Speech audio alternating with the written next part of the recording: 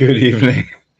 Hello, my camera's just decided to drop on me, so I'm hoping that this should be okay.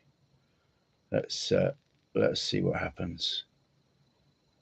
I got it. I think I've got it. Anyway, hope you had a good week. We're gonna do something a little different tonight. I hope you'll bear with us. Tonight is, in some ways, a strange combination of anniversaries. And so I'm going to start off with a little bit of my own personal testimony, my own story, and my own story as it relates to my relationship to Harvest Church. Those of you who've walked this journey with us for a long time now will remember that when Liz and I first moved back to Somerset, or back to Somerset for me, to Somerset for the first time for Liz, we'd not been married very long. We felt that God was bringing us back down here, and God opened the door for us to move in the autumn of 99, a chance to come back to the area. And so we took that opportunity and we moved. At the time, it was based really around our secular careers, or a job opportunity that came up initially for me, and then subsequently an opening at the same company for Liz. And so we moved to the area and we arrived, and naturally we found ourselves back in Harvest, which was the church that I had been at before I went away to university. Over the subsequent years, as we tried to get involved, there was a sort of disconnect between our work life, which was very much up in Bristol, and our church life, which was back in Street. And so in early 2003, when God started to speak to us about my leaving work, we didn't really make too much of a connection. And the challenge that God brought was that I should take the opportunity for voluntary redundancy. And some of you know the story of that, and how I put up every obstacle that I could, saying to God, well, I'll believe it to you if, and I just kept adding hurdles. And the final hurdle I added was that they had to make me an offer. And I was the person who sent out the email within the company that said, we do not offer voluntary redundancy. And I had barely got it sent when God caused a change of policy, and somebody far more senior than me sent out an email saying, yes, but on this one occasion, for a very limited group of people working on a very specific set of accounts out of one particular office, we will offer voluntary redundancy. And I had to say, okay, Lord. So at the end of 2003, not knowing any of the things that were about to happen, I left my career in what I thought was a temporary break, being obedient to God, but still planning with my own agenda, if you like, and thinking I would be back within 6 to 12 months. The short version of the story is that March, we were all set to book what for us would have been the trip of a lifetime, to head to Colorado for Frontier Days later on in the year. And Liz headed out to work that morning, and I said, right, I'm going to book the trip today. And then by the end of the day, when she came home, I had to say I couldn't do it. I had this real sense in my spirit that we are not meant to be in Colorado this summer. And those of you who know us know that it was in the summer of 2024 that we discovered, of 2004, sorry, that we discovered that I was suffering with late-stage renal failure. I went through the process of temporarily losing a significant portion of my eyesight to elevated blood pressure and other symptoms of my disease, and discovered that my disease had also destroyed my renal function. It was while we were on church holiday that year down in Charmouth that I had to drive across to Exeter on the Wednesday and see my consultant. And I arrived there, and he sat me down, and in no uncertain terms, he spelled out to me the fact that without transplant, a transplant which I might not be well enough to receive, that I had a very short life expectancy. Realistically, I'd be on dialysis within a few months, and then I would have maybe an 18-month to 2-year window. I came back to church holiday from that appointment, went into a meeting, and that was the meeting in which God began to speak to Harvest about me coming into full-time ministry. Again, shortening the story, it was on the weekend that is 20 years ago, as near as we can get to this weekend. It was the weekend after my birthday in 2005. So it corresponds to this Saturday and Sunday that Harvest Church ordained me and brought me into full-time ministry.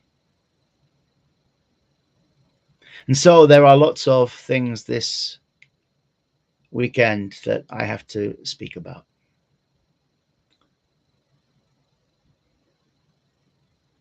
And they are nearly, without exception, things in which I have no agency. One of the most challenging and humbling promises that God ever gave me was that he would give me the strength that I needed. He spoke that to me on that Wednesday evening in church holiday in 2004, as he spoke to the church about me coming into ministry. I was sitting there considering that I'd just been told I had a very short amount of time to live if there was not a transplant to be forthcoming, and that even if there was a suitable donor found or a suitable organ available, I simply might not be well enough to receive it. And at the same time, God was speaking to me about a future, about plans, about something that went far beyond the scope of what my doctors thought was possible. When I was ordained, those of you who remember it, I had necklines in that were there so that I could be supported on dialysis. Most people on dialysis do not have necklines, but the reason that I had necklines was I was not well enough to have more permanent or safer access put in, because that's a surgical procedure, and I was not strong enough to have that surgical procedure. But I had a promise. God had spoken on that Wednesday night that he would give me the strength that I needed.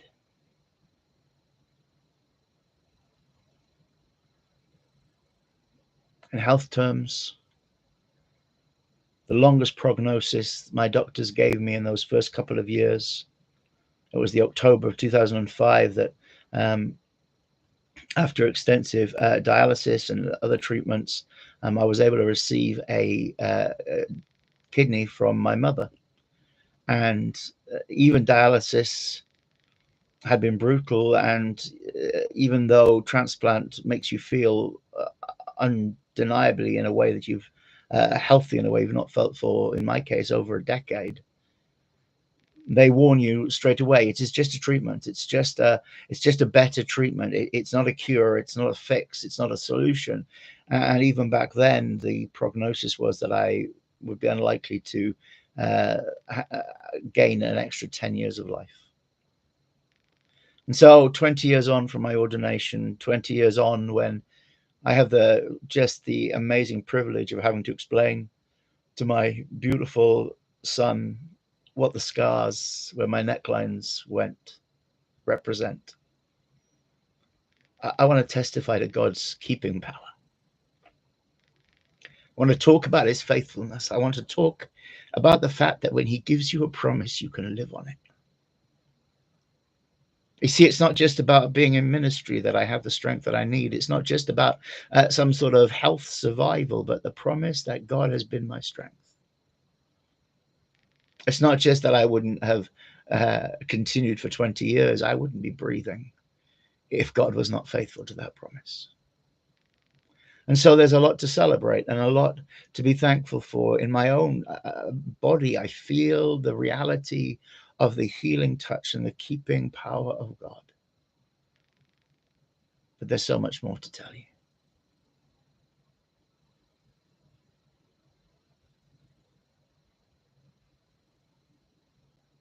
In the natural, I've always been pretty self-reliant. And yet I found myself in a position where physically I could no longer trust what my body would do. My disease took some of the fine motor movements in my hands. And although I am still a musician and I still play lots of instruments, the instrument that I first fell in love with and the one that I devoted most of my practice and my efforts towards my fiddle playing, my hands will no longer do what they used to do. Suddenly, I knew that in the natural, in my physical being, even getting out of bed was something that I could not take for granted. Even being able to stand for any length of time was something I couldn't take for granted. The fact that I still have eyesight was something I couldn't take for granted. But spiritually, I found myself having to say, I've got nothing. I have nothing to say to anybody if God doesn't give me something to say. I have nothing to add or to contribute unless God gives me something.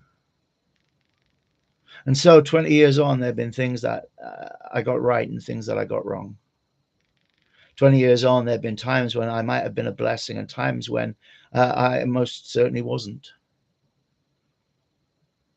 But my story is this, that if there was something good, if there was something that was true, if there was something that was worth doing, if there was something which blessed or provided or sheltered or comforted or in any way encouraged, if there was any fruitfulness of any merit whatsoever, if it's good, God did it.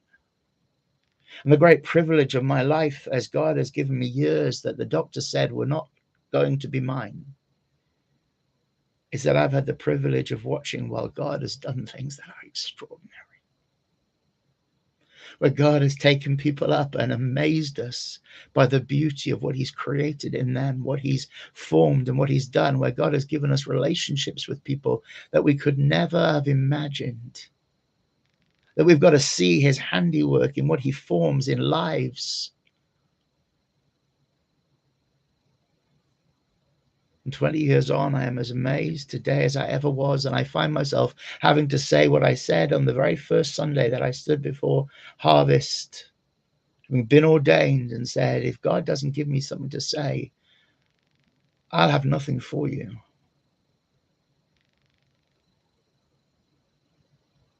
A few years back, somebody said to me, they weren't trying to be in any way positive, but they said to me, the problem is you don't seem to believe what you used to believe. And it's not true about the fundamentals. My hope, my trust has always been in Jesus. I came to faith when I was very, very young. I was 6 years old. And He remains my rock, and He remains my focus, and He remains my only eternal hope. He's our treasure. He is the one that keeps us, that sustains us. He is my life. But what I understand about Him now, I've been gifted these extra years by the grace of God, and I know Him in a way I never knew Him before. I still don't think I grasp the scale of His mercy or the depth of His grace. I still can't get my head around the fact that He engages with people with a complete commitment in ways that we could never dare or we could never sustain. And I'm so grateful. I'm so grateful for His faithfulness. I'm so grateful for His plan. I'm so grateful for all the things that He did. You know, we arrived at a moment in the experience of harvest where there were all sorts of challenges and trials, and I'm not going to get into them because I believe in forgetting things that are past, but I also believe in acknowledging what God did on the way. The seasons that God took us through, the different expressions in which the only message that we had of value was who He is. But He brought us into different groups and communities and relationships with people, whether it was in the aftermath of Foot and Mouth, when we got involved with the Sedgemoor showcases, and we had an opportunity for a season to meet people through crafts and through circus workshops, and we got to pray for people on the streets, and we saw healing. And we saw God move with people that would never be able to say it was down to us, because they might be tourists or holiday makers on the seafront of Burnham, or folk that came through street when we were doing different outreach on the pavement, or people that had a leaflet come through the door or saw an advert in a newspaper. Harvest folks will remember us encountering a couple who just moved to the area and they were looking for a church. And they came through the doors and they spotted one of our little bookmarks. You might remember the bookmarks. And then they told us the story of how they'd come to faith because somebody had given them one of those bookmarks, but not in street or not local to us, but way further off down towards Cornwall. And how they'd read it and it had become a testimony. And we can't take any credit for that, but God did a work. And we had the privilege of seeing what he did. Some of you know the story of the upper room, of taking on a space, and God saying that he was going to provide for it, and providing the resources to kit it out and to equip it with the very best to meet the needs that God was going to give us an opportunity to meet. And the amazing, beautiful group of students that came through the doors for lunch every day. And the folk we met in our community, and the people that we got to know who became a part of the life of that space. And the season that we spent there and the blessings of it. And we say, God brought us. And God provided for us, and God granted us grace, and God protected us, and God preserved us in it, and God gave us an opportunity to share life with the most extraordinary, diverse, beautiful community of people.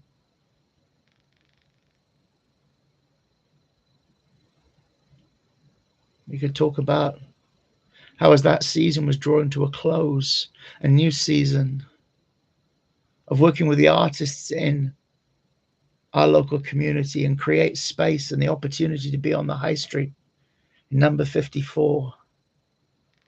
And we could talk you through the mechanisms, but the reality is God did it. And it gave us another way of blessing people. It gave us another way of celebrating the beauty of what God was doing in the lives of creative folks in our community. And the years that we were able to use the Tesco space for the exhibitions. I could tell you about God's faithfulness with the food program in the car park, or with the Sunday night suppers. And the beautiful people, the precious, wonderful community we found ourselves amongst. But what I want to tell you is God did it all. If it was good, God did it. We, in amongst it all, with our fragility, with our weakness, with our at times ignorance, with the things that we fail to get right, we don't claim any credit for it or any glory in it, but we bless God for it. And so tonight is an anniversary for me of 20 years in ministry. Of 20 years of getting to witness the hand of God, of getting to see God do things that were miraculous, and seeing God give strength for people to do things that seemed overwhelming, and God blessing relationships and giving us inroads into people's lives to change them and to bless them, and to bring practical help to really stand between people and their problems. And the opportunity that we've had over the years to help people through tribunals, to speak for those who maybe didn't have anyone else to speak for them. And if it was good, God did it, and the victories were God's victories, and the blessings were God provided and God guarded and God directed. But tonight is another anniversary as well. You see, tonight is 5 years since the first Sunday Night Live. Since the first one of these live streams, because 5 years ago, we were plunged into lockdown. And all of a sudden, in a moment where we thought we knew what we were doing, we thought we knew what we were about, where we were experiencing just the blessings of God and growth and community and fellowship, where we were partnered with organizations right across central Somerset. to support people and care for people and to meet needs. And we had this amazing diverse community gathered, and it was such a blessing. Suddenly when lockdown came, there was a line in the sand. And it's 5 years now that we've been doing this.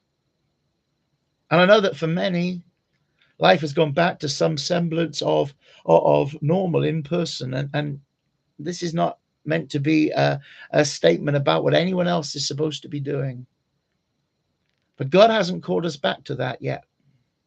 And so this is what we're doing, and we do our Skype gatherings, and we do our online series of studies and all of those things, and we're still learning about that, and we're still developing in it, and we're so blessed with what happened over Advent and Christmas and into the new year this last year, as we learned new things to do and short format video, and we had the opportunity to impact on people in more than one language. And we think about all that God has done, but for 5 years, for a quarter of the time that I've been in ministry now, this has been the way we do it.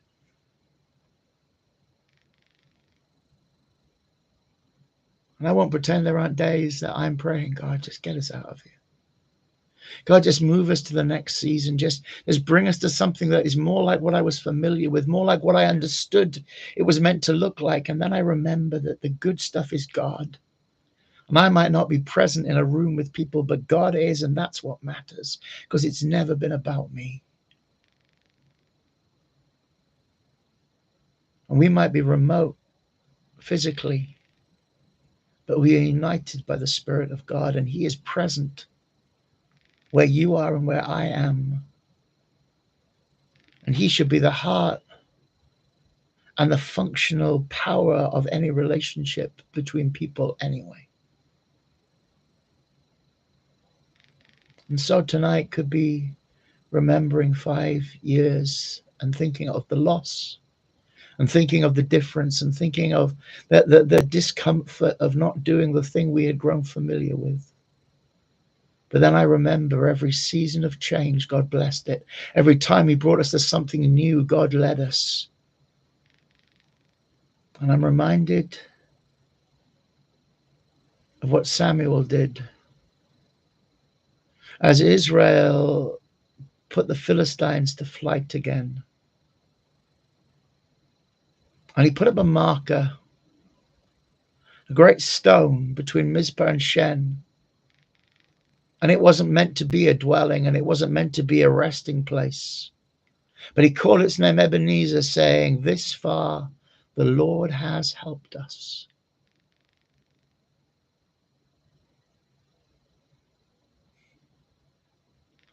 Tonight I want to tell you that if it's good, it's of God. I want to tell you that any strength that has kept me for these 20 years has been of God. I want to tell you that if there was any word that was of value, if there was any truth that was expressed, if there was any comfort that was brought, if there was any healing, if there was any transformation, if there was any purpose, it was of God. But I'm not going to set up camp here. I'm not going to say enough is enough. I'm not going to say this is the moment. Well, there we are. This is what it is now. Because this far the Lord has helped us. This is where God has brought us. This is how far God has kept us. In the physical expression of life, I'm only breathing because God has extended my life. In fellowship, we are in this season, and we have seen new life springing up and people coming to faith, and we have been blessed to build new relationships and to connect with people we'd never connected with before. And we bless God for you, and we are thrilled and excited by what He can do in your life, because you don't need us, but you have access to Him. But whether this season lasts another minute or for the rest of my days, what God does today and tomorrow and the next day, He will still be faithful. He will still be good. He will still be absolutely truthful. His every promise is yes and amen. When He speaks, He can make Himself understood. He can guide and direct and keep, and He shows no favoritism whatsoever. There's no human being he doesn't treat with the same love and care. There's no one that he doesn't welcome with equal enthusiasm. See, we're not testifying to his faithfulness because we did something special that earned it. We're testifying to his faithfulness because in spite of us, and no matter what anyone else might have seen, no matter what reservations the world might have about us, or frankly, we might have about ourselves, God is able to do exceedingly abundantly above all that we ask or think, according to his resurrection power, which he is able to work in us and in you.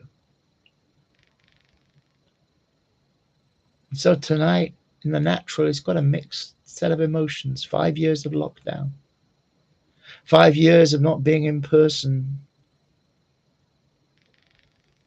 It's quite a mixed set of emotions, you know, as far as my doctors are concerned, the renal team that look after me and the immunologists and all the different people.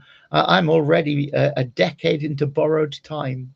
Later on this year, I'm going to be celebrating 20 years since my transplant, and they said that 10 was the outside limit. I mean, it was never going to last more than that, they said, but God had other ideas.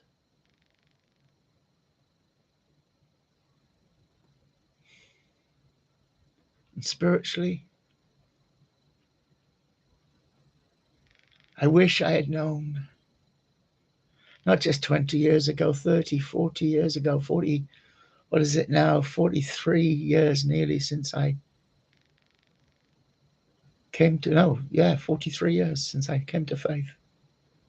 I wish I'd known it all then. But what I am convinced of now is that for all that I have learned, there is infinitely more of God to discover. And for all the grace that I've experienced, there is more grace than I could possibly guess at. And for all the love and the mercy that he has shown me, I have barely scratched the surface of the depth of the love and the mercy of God, and there is no language that could articulate it anyway. And so this funny little live stream video is my Ebenezer. This far in my ministry, this far in my physical life, this far in my spiritual life, this far for my family, this far for my fellowship that I'm a part of. This far in the purpose is known and unknown, the promise is fulfilled and the promise is yet to come. This far, God has been my help. And I'm not going to camp out here, because the God who brought me to this place will lead me on.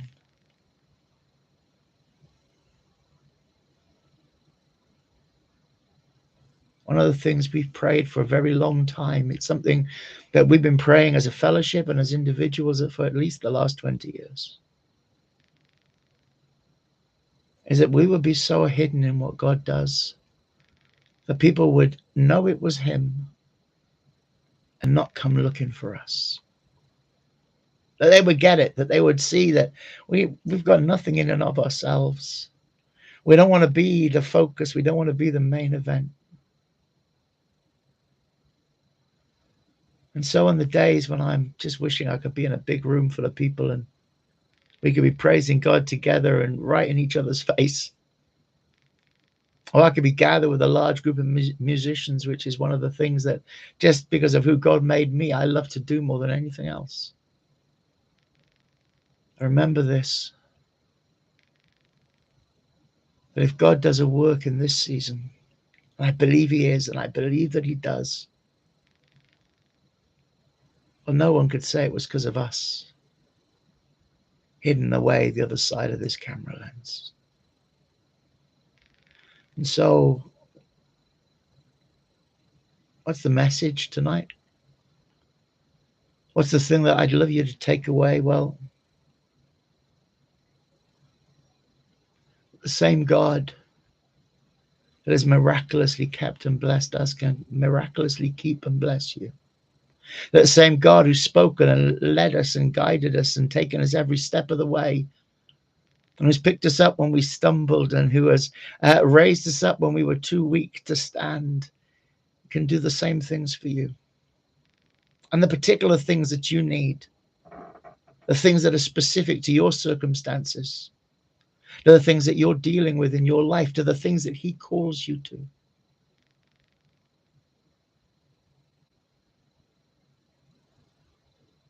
I would love more than anything else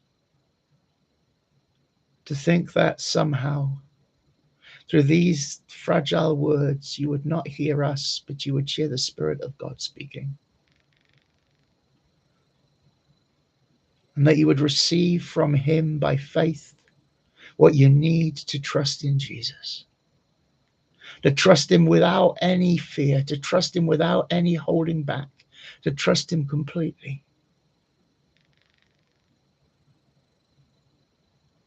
Because that's the life that we're so grateful for, the life that we're celebrating, and the life that we know only God can give.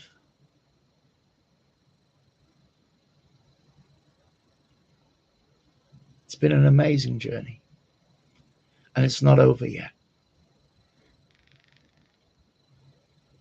God is faithful, and the declaration of my heart is, just as he has been faithful in the past, he will be tomorrow. He will be for the next year and the next year and the next year, whatever he calls us to, wherever he calls us to, however he calls us to serve or to gather or to minister or whatever he has in store. I believe it will be good. I believe he'll be the one that makes it possible. And ultimately, I know that he's leading us home.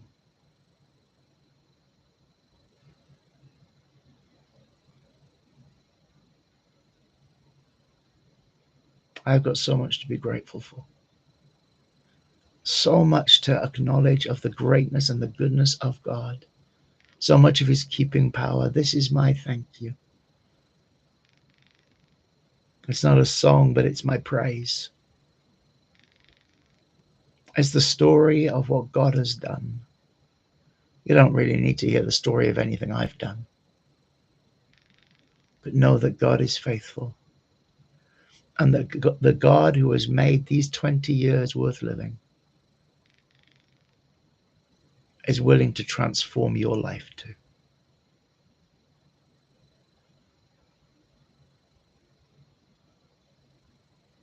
That's our thoughts for this week. God willing, we'll see you next Sunday night. Have a blessed week. Seek him for yourself and discover that he is ready for you. He has a life for you, a life that is a relationship in which your focus and your delight will all be in him. And I promise you, it is absolutely worth living because our God is faithful and he never fails. God bless.